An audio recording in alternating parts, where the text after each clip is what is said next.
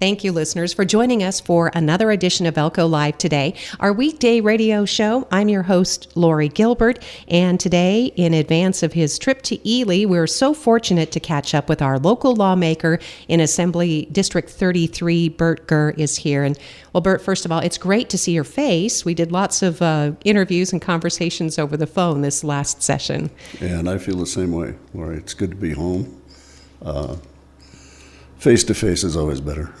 Going down the highway at 80 miles an hour is a little tough to really concentrate on what you're trying to say. And I appreciate you taking the time to do it this morning so that I can get out of here and go to a memorial service in Ely. Oh, well, thank you, Bert. And obviously, the territory that you cover in your district, we should probably start with that, just because I think it gives a good pretense for the discussion, what things, you could weigh in on, what kind of water you were able to carry for us during the session. Well, the district, as I've explained several times, is it starts at the Idaho border, runs clear to California below Pahrump, takes in most of Elko County, all of White Pine, most of Eureka, all of Lincoln, and two-thirds of Nye County. It's 50,255 square miles, which equates to over 30 million plus acres. That's incredible. Of course, we don't know if each of those miles accounts for people. I don't know how many. No, far fewer voters. Probably 1.4 people per mile, per square mile. And that's why people like to live in rural Nevada, for the most part anyway, Bert. So, Well, thanks for the recap on that and just reminding us, because going into this session, you were a freshman, and you were able to accomplish a great deal on behalf of the city and the county. You're going to participate in a legislative session review coming up on Wednesday, July 19th, 5:30 at the County Commission Chambers. And tell us about, what you're hoping to achieve during that update. Basically, the same thing we achieve when we do this is informing the public of what went on down there in that crazy place. We're going to have Senator Goicoechea, Senator Hansen, his wife, Assemblywoman Alexis Hansen, and myself to talk about issues that impacted our districts as we went through it. There'll also be updates from the Elko County Clerk, Chris Jakeman, because there was some election legislation decided. City Mayor Reese Keener will also be a presenter because there were bills impactful to city government as well. And the Elko County School Superintendent, C.J. Anderson, will talk about impacts related to education legislation, Bert? Yeah, that's the agenda I've seen. I have not had any other input into it but that. And this is hosted by the Elko County Republican Party, but it is open to everyone. It does include our local elected officials, including in nonpartisan positions, such as the city council, right? Sure, yes. So people listening are invited to that session to kind of hear firsthand. And, Bert, obviously we want to talk about, I know a lot of the areas that we've already covered, maybe anything that's new or emerging, say on the Owyhee school issue. And that's why I asked you in the beginning to explain what parts of the district you actually represent. Which I don't represent Owyhee anymore. They took the reservation out of my district and put it in Alexis's district and Senator Hansen. So the Hansens represent that. I don't know that there's anything new. The school's got to build this, or the school district has to build the school now. It was a super deal for Elko County to get done. A 1 cent tax got them $65 million to go toward that school. There can be arguments every direction about whether it was a thing we as taxpayers had to do or not. There can be discussions about whether the school board maintained it the way they should have. All that's gone now. Let's just go build the school and get it over with. And really, I think Elko County ought to take a win on it because they already had the tax in place and they didn't have to pass another tax increase for the citizens. So I think Elko County got a win out of that, even though they don't yet. Well, and we know that there could still be more to come on that depending on how county commissioners settle out. I guess they could push back, but it's not advised. It truly is not advised. The 1 cent tax, if they do that quickly, will be accepted by the state. If they don't do it within the next 12 months, the state will impose a 25 cent tax. And that's law. And that's law. That's signed. The way the law went. Yep. And signed in a big way. That signing was huge. It was a huge signing, and appropriately so. Now we just have to do something for the White Pine Grammar School that really needs done too. And I was going to ask you about that, Bert. Especially now, people like to, put Republicans and Democrats into, certain slots and say, well, you're ultra-conservative, you're ultra-liberal. Nevadans didn't used to be that way, and especially rural Nevadans. Sometimes you come together and just do the right thing. That would be wonderful if we could do that. This last session was amazing to me on how well, for 3.5 months, we worked with the Democrats. It was the last 2 weeks that the education came into play. But there are Democrats who listen to our plight and our trouble, and I think in the next session will actually help us a lot. It's a learning process for them too. There's no Joe Dini, Bill Raggio anymore in there, and now with Pete gone, there's going to be a whole lot of lack or loss of institutional knowledge, and it's going to be an interesting time. And Bert, how do you respond to people? Because this will probably come up on Wednesday. We have a very active Elko County GOP, and I think it's fair to say, that at least those who represent the party in that level, they're very conservative, and some of them may not be happy that you just didn't vote no. You didn't just vote the party line during your session. You can't always. I don't think if you're doing the job for the state of Nevada, which is what you're hired to do when you get elected, you represent your constituencies to the best of your ability. But sometimes you have to vote another way just to make things work. It's not go along to get along, it's going along to get things done. And that's the real key to this whole issue down there. I'll bet I voted no on 99% of everything that came through because bad bills. But every once in a while you have to vote yes to get things moving. Like the last week, we had a bill come up that was an indexed gas tax bill for Las Vegas. And I can't tell you the bill number because there's so many floating around then. But we got word that if four Republicans didn't vote for that bill, we weren't going to get any of our bills, Republican bills, out of the Senate. And that was from the governor's office. Well, it came through there. I Okay. think it actually came from the speaker or the president of the Assembly or the Senate. Right. But it came to us. So four of us who weren't in Las Vegas, voted for the bill. And the bill was going to pass anyway because it's 28-14. 14 no's doesn't get it done. And within 5 minutes of that bill passing, Republican bills started to move out of the Senate, which was a real positive to get things done. I mean, you're moving now, you're doing things. And some of us got ripped pretty hard by some of the press down there for voting for that. Well, it was going to pass no matter what. And we did it to get our bills out of the Senate. And that's the way, unfortunately, it works down there. You have to do the right thing, even when it feels wrong. Bert Gurr is our local lawmaker and talking about this latest session in which Democrats controlled both houses, of course, Republican Governor Joe Lombardo, and we'll give you a chance to comment about the governor and his performance in your estimation. The bill you just spoke about, that might have been a good exercise in when you campaigned, you talked about the significance of home rule versus, Dillon's rule, and Vegas wanted a gas tax increase, right? The county was in favor of it. The people probably weren't. But if the state of Nevada would have said to Clark County, you're going to impose this tax, they would impose the tax. So that's what leadership is about, right? Making those hard choices sometimes? Yes, absolutely. And leadership down there was all Democrat. I mean, the upfront leaders, we had our leaders for our minority caucuses, but when you're in a super minority, it's like we could have mailed our votes in for the most part. They listened a little bit, but sometimes they let us do good things and sometimes they didn't.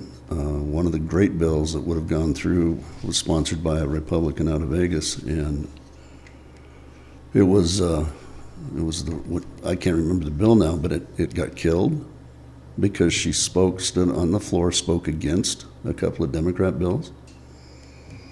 So the Democrats just held it, and then fortunately it got rolled into another bill and passed. But that's what you got to do down there to get them done.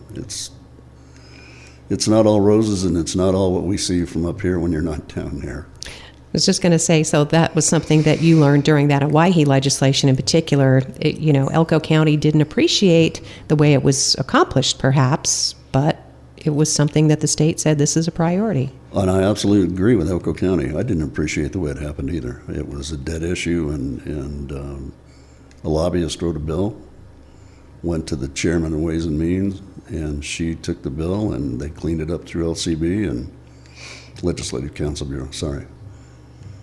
And it came out, and Ways and Means voted it out without a hearing on it. There was no hearing on that bill. There was no hearing on it in the Senate, and it passed through both houses just like crazy. In the waning days, obviously. The last 2 weeks when they suspend all the rules, you got to be awake. And that will be covered, I'm sure. Expect the Hansons to sort of be in the hot seat for that one, which is only fair, Bert, during this session review. Right. Yeah. Yeah. So it's fine with me. It'll be a great conversation. And I think the Hansons handled it well, and especially Alexis. She was passionate about it, and truly, I wish she would be as passionate about the White Pine School now. Maybe we'd get that done the same way. And I meant to bring that up, is that this enabling legislation now does create a matching fund, if you will. So this is the only way, some rural schools, because to replace an entire school now, Bert, because in defense of Elko County School Board of Trustees, they're the ones that made all these past decisions, whether it's a performing arts center or a new campus at West Wendover or Spring Creek. It's so expensive. Oh, it's horrible. Yeah. Yeah, it's terribly expensive, but the new legislation does have a provision in it to allow rural counties to impose a tax and put it into the fund. I don't know that over time it'll build enough money to build a whole school, because there's only $25 million in that ancillary fund, so it'll at least help, and it's a tool to use. So the process is there, and maybe we can push it a little bit and get it down to the White Pine level. That's what I'm hoping. And sort of a partner, I guess, to that, there was so much concern at the onset. Bert Gurr and I talked a little about that just before going on the air, how much we worried at the beginning of the session about certain pieces of legislation that by the end they literally washed up against the beach. And well, we're not even sure where they went. They were in the ocean, there's no doubt about it. I'm not sure any of them ever washed up anywhere. They disappear, and or they get changed, and the language changes, and like I say, you have to really be on your toes especially the last 4 days. A lot of stuff comes through. So how about changes to the prevailing wage? I mean, there were, 2, 3, some companion legislation to that that would have impacted these private-public partnerships? Yeah, there was at least one, for sure, that I knew about. There could have been a couple in the Senate that didn't get out. And that one got cleaned up to the point where the private-public is still okay. It got cleaned up to the point where it was all for hospitals down in Vegas is where it was going.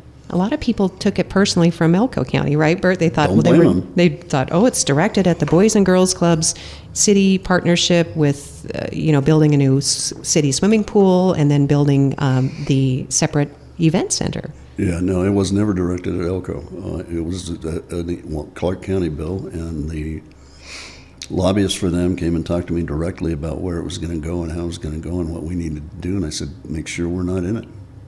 Make sure those private-public relationships at our level don't get impacted by it.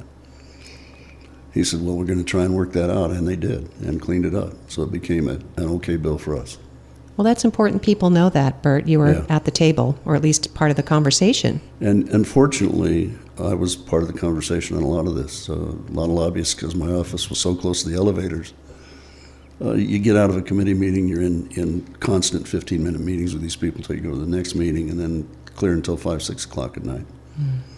But it's important that they're there because they do provide the background and the reasoning.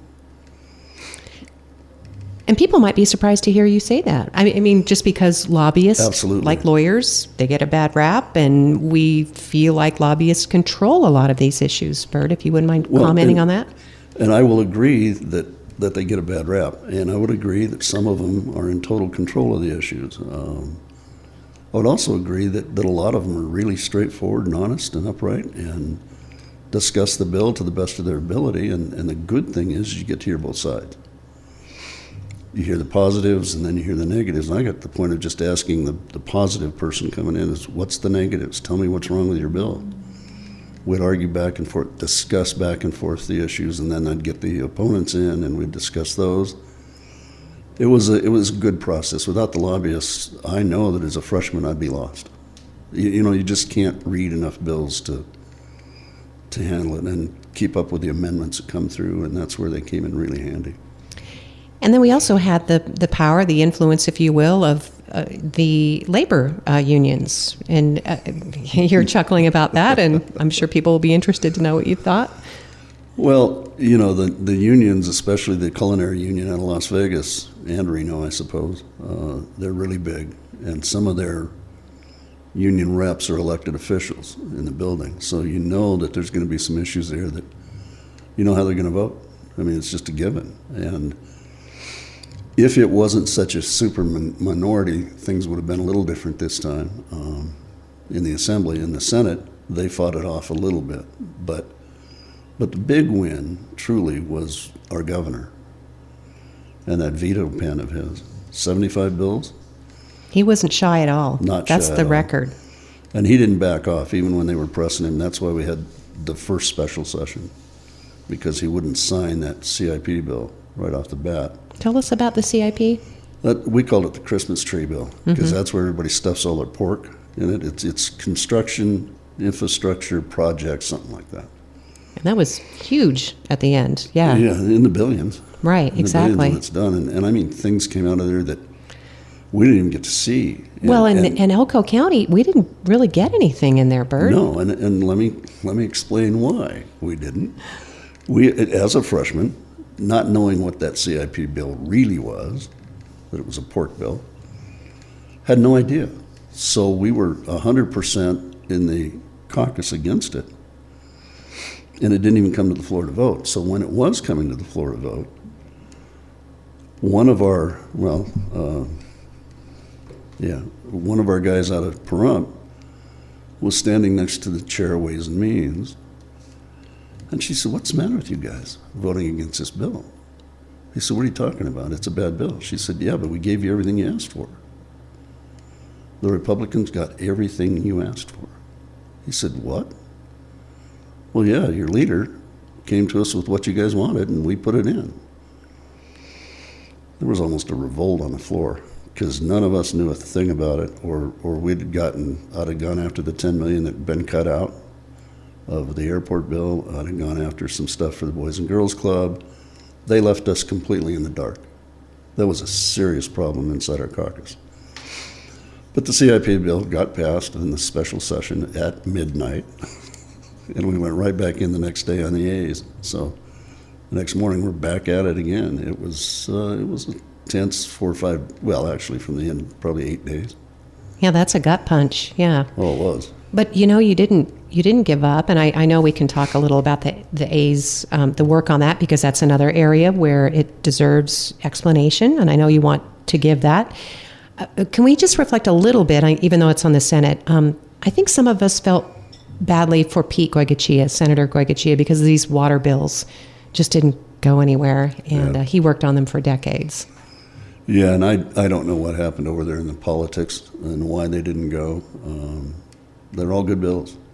There was no reason for it other than politics. Well, and he had conservationists. He had coalitions of people working on this legislation. He so absolutely did. Yeah, that was disappointing. So horrible. Yeah. Politics, when you get down to the end of it like that, where Pete should have gotten 90% of his bills through. Mm-hmm. I don't know what finally came out. I don't think it was somewhere under 30% of his bills passed, but I haven't gone back and checked. But he did a great job. He had the information. It was sad. It was sad. And so, we'll reach out to, obviously, the senator. He lives, now he's retired. He's termed out. He lives in Eureka, so it's a little more difficult to arrange the face-to-face, but I think we'll be able to catch up with Pete, and then he'll give us that good conversation. Sure. But I think you did want to talk a little bit about the A's stadium, because that's another one that there may be some locals who want to take you to task on your affirmative vote on the stadium. Yeah, I would imagine there will be a few that so far nobody has, other than just in passing making rude comments. But, well, that's not very mature. Well, it's a lot of money, but most of it's coming out of Vegas. I think the numbers that we finally got given to us were, when it's all said and done, the Nevada taxpayers, us, are going to be on. We're going to put $60 million up on this thing. Las Vegas is on the hook for, I don't know, $180 million in bonds and stuff, and various other little things. Las Vegas being Clark County. Sorry. They're going through that process now, and I see that the A's are still negotiating with Oakland, or Oakland's negotiating with the A's. So who knows where it's going to go? I'm pretty sure they're going to go to Vegas. But ultimately, if you use the numbers that came off Allegiant Stadium, it was a real boom for the taxpayers. I mean, we got our money back. Somebody said we got the money we invested in it as taxpayers back in the 3 days that Taylor Swift was there. Wow. Yeah, well, who knows? Right. Those are numbers that you hear running around the building. But I think, I have to give a shout out to John Ellison, and I know that people thought he gave away the farm when he voted for the Allegiant Stadium. But as I found out while I was down there, he traded that vote for $3 million for the community college. I never heard a word about it, but John did his job. So what did I get for my vote? A commitment that they're going to come up here and talk with the leadership in the little leagues and local leadership to see what they can do to help. And to that end, I've got to get whoever the president of those are and have a conversation with them hopefully next week, because these people want to come up soon. Good, and bring them on the radio, and we'll do the same thing. We'll say, yeah. let's flesh this out. Let's see how it's going to help. Because the companion to that, most likely, Bert, would be air service development. I mean, if we can't jump on an airplane and fly to these events. Well, yeah, and that's the other side of it with the governor. When the last chance I had to talk to him was he was still on board with trying to find a way to go with it. And I think we'll come up with it this summer. We've only been out a little over a month, I guess now, and everybody's taking a break, kind of trying to settle back into their real lives instead of the fantasy land we're in down there. And the rural representative is on some kind of mission for the governor around the country, around the world, doing something. So when he gets back, I'm going to try and set up meetings with the governor and see if we can't get it into some kind of economic development status. I see that the county's jumped into it now, too. And they're providing enough money to help get that 2 flights a day now. Right, exactly. Isn't that great? That's great. We've got our nighttime flights back, and if we could just get one to Reno and back, and that's all we'd need, I think, to help. Yeah, compared to when 20 years ago we had 4 flights a day to Reno, and now we're down to none. Well, at least we haven't lost it entirely. That was the big concern. No, and the bill that went through and actually got passed, we still got $2 million in it. It's going to be matched for FAA funds up to 32 or 34 million, depending on who you ask. So rural infrastructure will be improved. And I know Elko doesn't need a lot out there because they've already spent the money for it. But, new innovations, new things, we can always apply for those grants that way.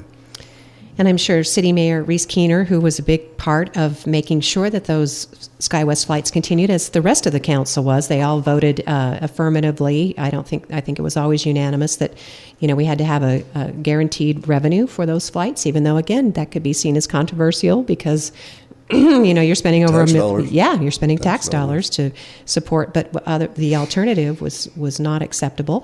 And the mayor, along with our local guest today, Assemblyman Gurr, will be among the featured speakers during a 2023 legislative session review, and that will be on Wednesday, July 19th, 5:30 p.m., County Commission Chambers at 540 Court Street.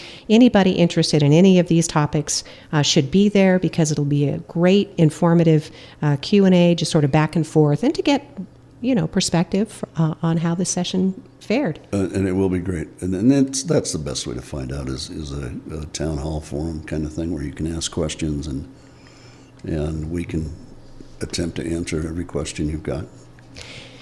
how did you think that Governor Lombardo? We mentioned briefly. He got out his veto pen and he used it.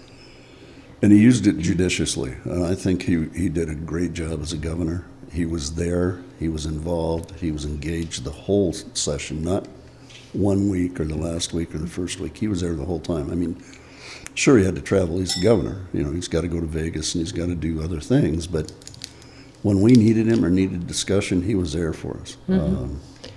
He truly, he made a couple mistakes. He came into us the last week and apologized on a bill that we'd all voted against and he put through, but he put through for the right reason. We didn't know the reason, obviously, until he came in to tell us. Was that the LGBTQ bill? The medical... The trans dysphoria bill? Mm-hmm. Yes. Right. Yes. And in reading what he said about that, he said, well, read the bill. You'll understand why I did it if you simply read the legislation. You could sense his frustration. There's a whole lot of that goes on, Lori. And just as an aside, I had probably over, I want to say 200 plus emails on a bill that didn't even get to us. I was in the emails, and of course they're all form emails. They said things like, I was horrified to see that you supported this bill. So I went back and checked everything I could, and what it had done, they said we were taking parental rights away. Most people don't know that parental rights, in particular that bill, were taken away in 1971. If you go back and look and read, you figure this stuff out, and then you don't have to send 250 emails. Right. But I sent an answer out to all 250. It was a stock answer, just like it was a stock email. I had one person contact me back and said, thank you, we were unaware of that. Just pay attention. I don't mind answering them, but pay attention. And before you get on your high horse, you might want to see where that high horse is going to take you. Because there's a lot of wasted time, right? In my God. Yeah. We talked about that too, about maybe limiting the number of bills. Well, that would be a wonderful thing. And I did get off the discussion of the governor, but limit the bills would be great. I know one of my colleagues down there has tried to push a bill every session to get it down to 2 bills per person. That would be a wonderful thing. We don't need more laws, and we don't need to have to find reasons to pass more laws. If there's something we need to help with the safety and health and welfare of the people, that's what we need to do. But if you're passing a bill like the light bulb bill that didn't pass, where they wanted to make sure that in 2028, I think it was, that there were no fluorescent light bulbs left, they're all LEDs. Stupid bill. And I said that. What I said in the meeting was, this is a solution looking for a problem. So we don't need legislation to do this. Because the second to last slide of the presentation said Phillips or whatever it is phasing these out. Problem solved. So yeah, all right. done. Anyway, back to the governor if you don't mind, real quick. Of course.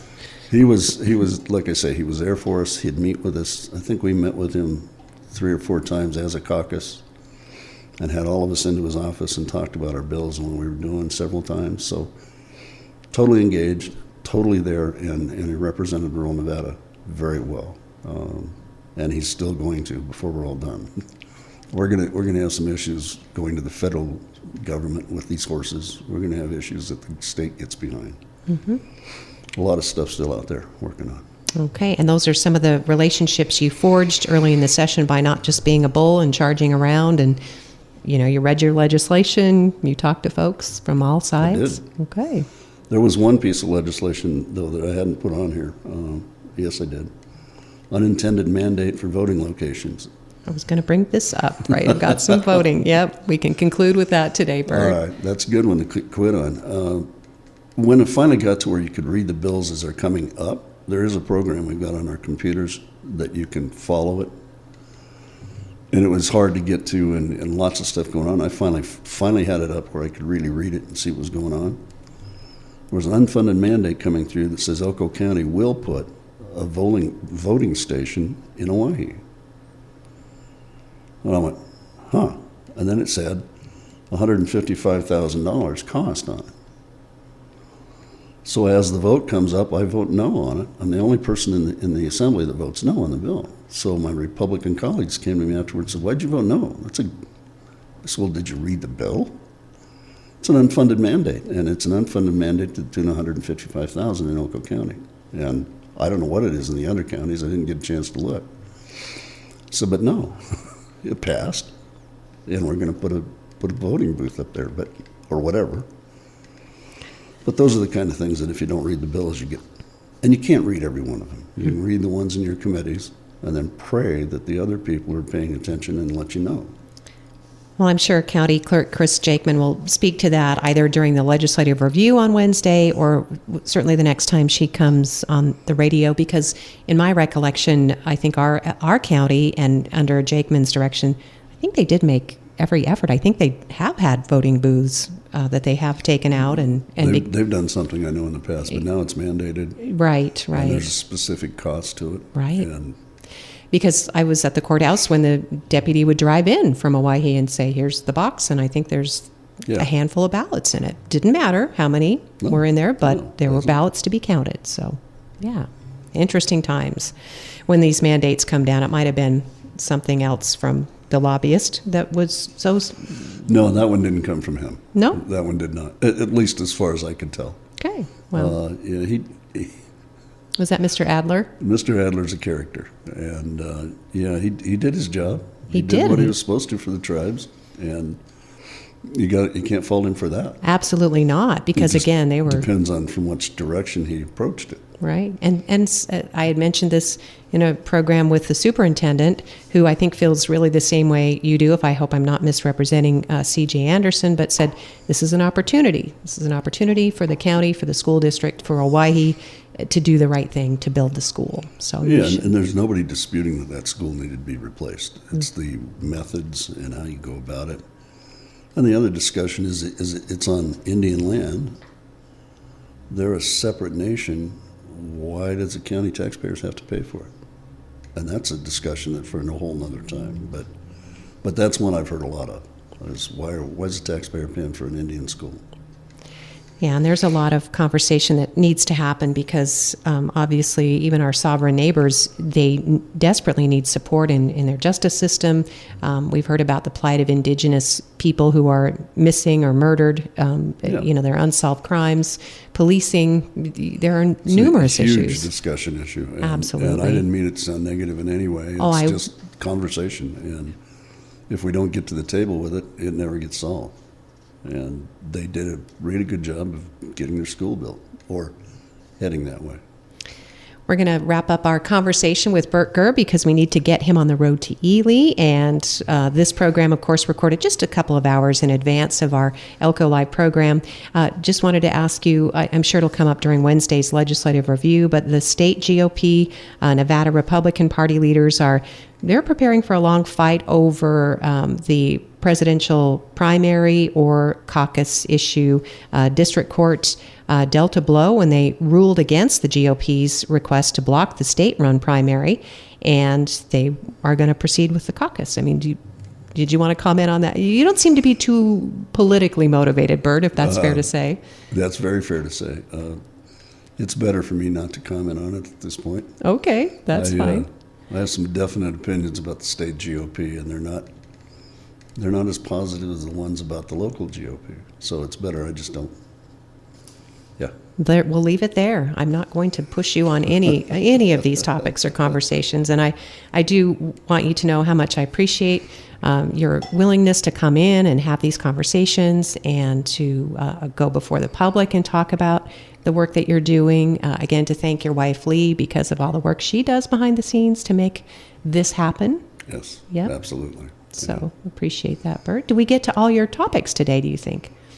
Yeah, did we get to all yours?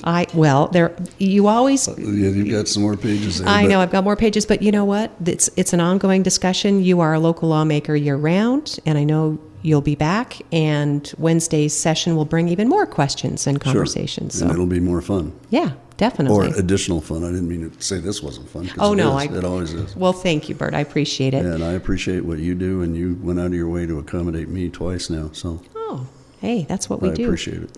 Burt Gurr is our local lawmaker, Assemblyman in District 33, and our guest on Elko Live today. Again, just one more plug for Wednesday's legislative update. Thanks to the Elko County Republican Party, the county government, city government. They will be hosting the event at the County Commission Chambers, 5:30 p.m. Wednesday, the 19th. Light food will be provided. And just think about it this way, even if you're not a political person, it's a great way to be there to thank Senator Goygachia, because this is sort of his last hurrah. He was termed out, and he just did countless things for our rural communities over the decades. Super guy. Super guy, you're right. Thank you, listeners, for joining us for Elko Live today with our local lawmaker, Bert Gurr, here on KELK.